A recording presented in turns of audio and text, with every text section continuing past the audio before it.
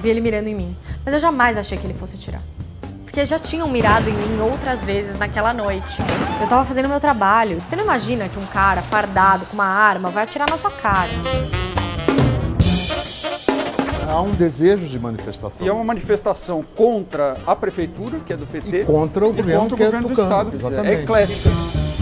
Na verdade, pegou fogo porque a polícia reagiu com uma violência desproporcional, admitida pelo próprio governo, porque em São Paulo o governo não admitiu aí que a violência é mais da polícia do que dos manifestantes.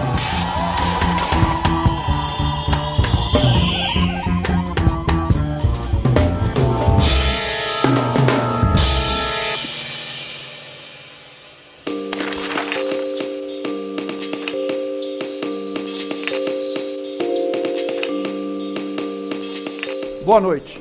Várias cidades do Brasil enfrentaram na semana passada uma série de manifestações contra o aumento das tarifas de ônibus.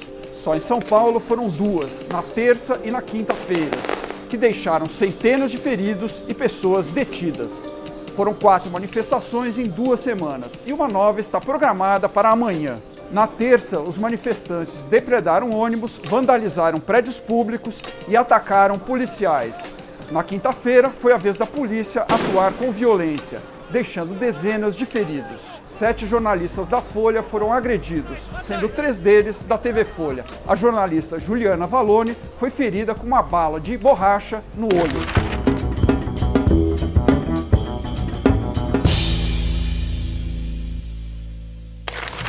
Me espanta a sociedade achar estranho um protesto que é a favor de uma causa pública. Todo mundo está pagando esse aumento, inclusive a polícia.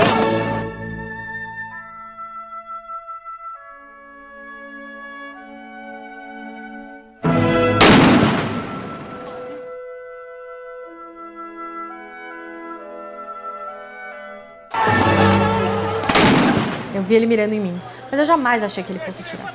Porque já tinham mirado em mim outras vezes naquela noite. Ninguém tinha atirado. Eu tava fazendo meu trabalho, eu sou mulher, enfim. Você não imagina que um cara fardado com uma arma vai atirar na sua cara. Conta pra mim, dona Maria, o que houve? Levei um tiro de borracha. Eles vão atirar pra cá, hein? Tá melhor? Eles vão atirar pra cá, hein? Então, Melhor eu vou fazer uma ocorrência. Alguma coisa acontece no meu coração. Que só quando cruza Ipiranga e a Avenida São João é que quando eu cheguei por aqui eu nada entendi da dura poesia concreta de tuas esquinas, da deselegância discreta de tuas vizinhas. Eu comecei a cobrir os protestos na terça-feira, que foi o primeiro dia de protesto dessa semana. O que eu vi era uma composição bem heterogênea de gente. Tinha alguns movimentos ligados a partidos políticos e gente que estava lá para protestar porque se identificava com a causa. Por que você está aqui no protesto? Eu não consigo imaginar uma razão para não estar aqui, na verdade. Eu acho que é incrível que todo mundo finalmente esteja, sabe, saindo das ruas e, protestando por uma coisa que é de direito e que só vai acontecer quando tiver pressão da população.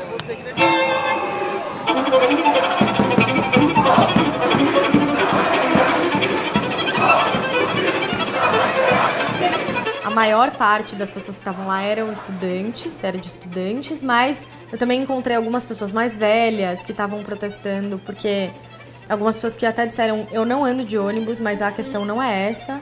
A questão é protestar porque o transporte público tem que ser um direito de todos e numa democracia a gente precisa lutar pelo direito de todos. Eu tenho carro e tô aqui. Eu acho que todos também, porque quem tem carro acaba criando um congestionamento terrível. Às vezes deixaria o carro em casa se o transporte fosse de qualidade. Boa parte dos manifestantes não estava a fim de violência e não agrediu a polícia em nenhum momento, mas tinha uma pequena parte que estava ali na frente, que estava puxando um confronto, um conflito com a polícia, e que a polícia revidou e eles entraram em conflito, especialmente ali a partir do momento em que eles chegaram no terminal Parque Dom Pedro.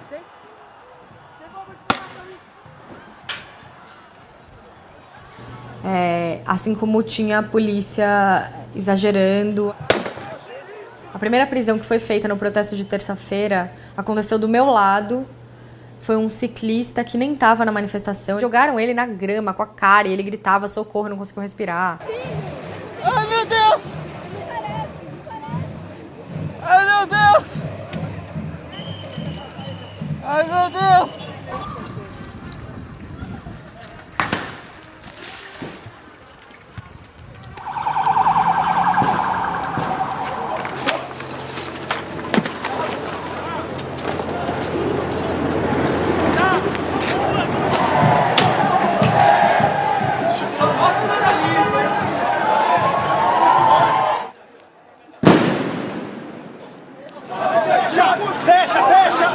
Gente, chama a ambulância, chama a ambulância.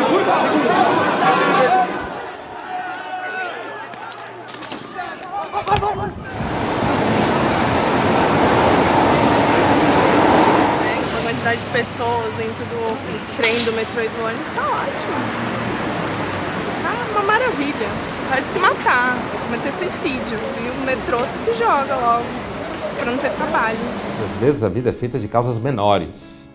É justamente o quanto você mais gasta para conseguir trabalhar é que torna a sua vida quase impossível. E o que você achou desses atos, desses protestos para baixar a tarifa? Eu acho que eles são necessários. Acho que eles são um jeito das pessoas dizerem que elas estão insatisfeitas. Enfim, sou contra o vandalismo, sou contra qualquer forma de vandalismo e de violência. Então eu sou contra o vandalismo dos manifestantes e a violência da polícia. Mas eu acho que se é isso que a gente precisa para se fazer ouvir, é isso que a gente tem que fazer. O grande vandalismo que existe é o vandalismo metropolitano. Esse, para mim, é o vandalismo cotidiano. O cidadão, numa cidade como São Paulo, ele é vandalizado o tempo todo. Ele é vandalizado por ficar 3 horas no trânsito, é vandalizado por andar em volta do Rio Pinheiros e do Rio Tietê, é vandalizado pelas ciclovias que as pessoas atropelam, ele é vandalizado.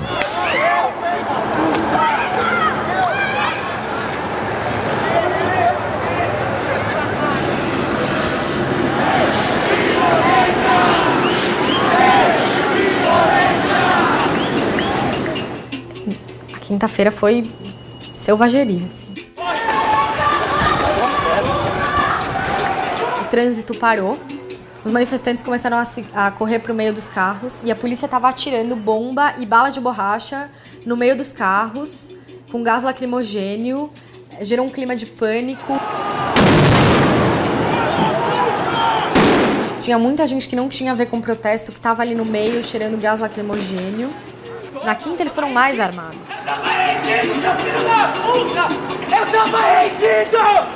Na quinta, você tem fotos e vídeo dos policiais jogando um spray de pimenta na cara de fotógrafos que estavam trabalhando.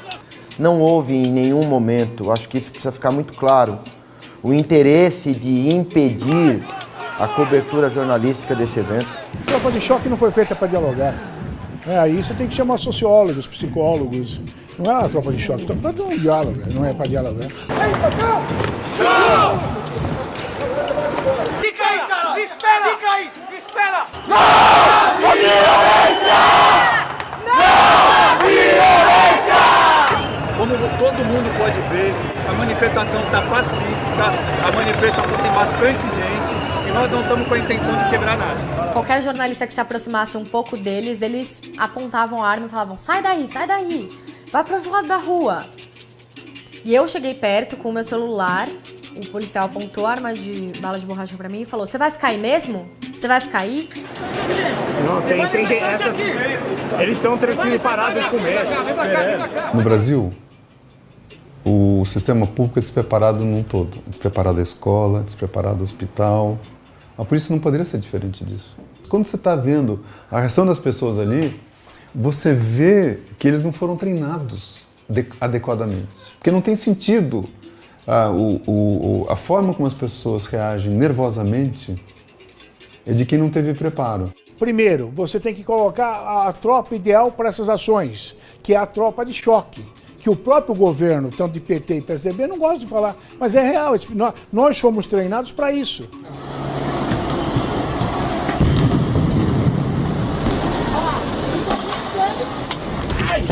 Vem!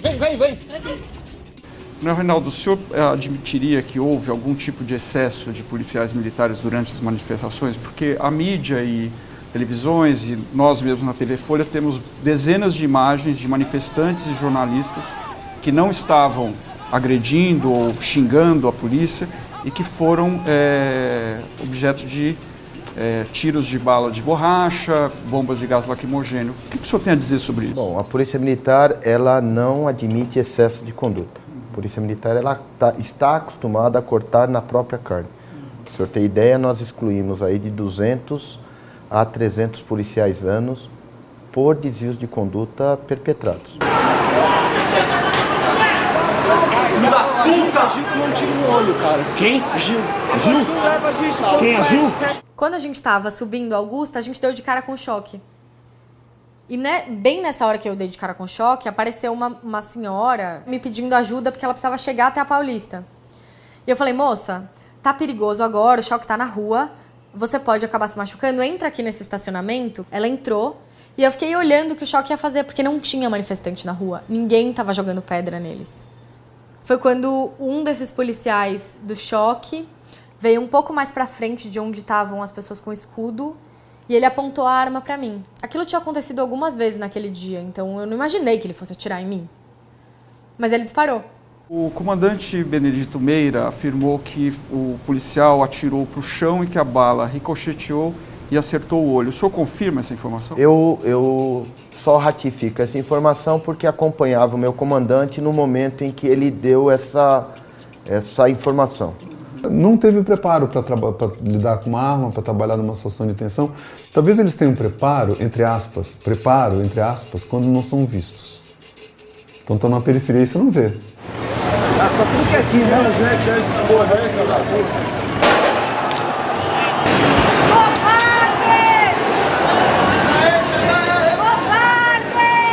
Nós temos várias imagens que foram registradas de policiais militares na manifestação que não estão com uma identificação, como essa que o senhor está usando. Isso é normal que isso ocorra? Não. Várias imagens, não. Muitos policiais sem identificação. Não, na verdade não, e essas imagens podem ser e devem ser encaminhadas para o inquérito policial para que o policial seja responsabilizado.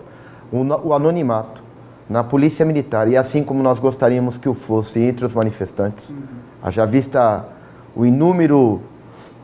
são inúmeros os manifestantes que cobrem os seus rostos, que usaram máscaras, procuraram se omitir, não é benéfico para nenhuma das partes.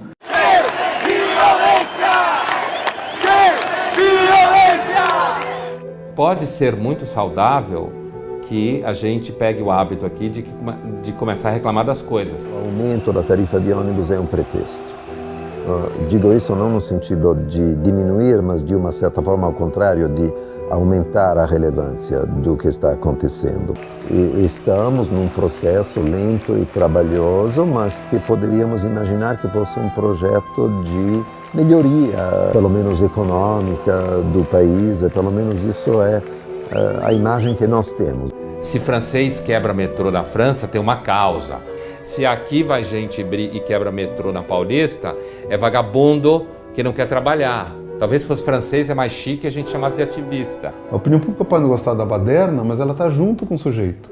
É por isso que eu digo que eles estão representando o maior, porque a opinião pública poderia falar assim, olha, é vandalismo, eu não aceito, não apoio, não quero saber, Não foi isso. A opinião pública, em geral, fala assim, olha, esse protesto, ele tem uma base legítima.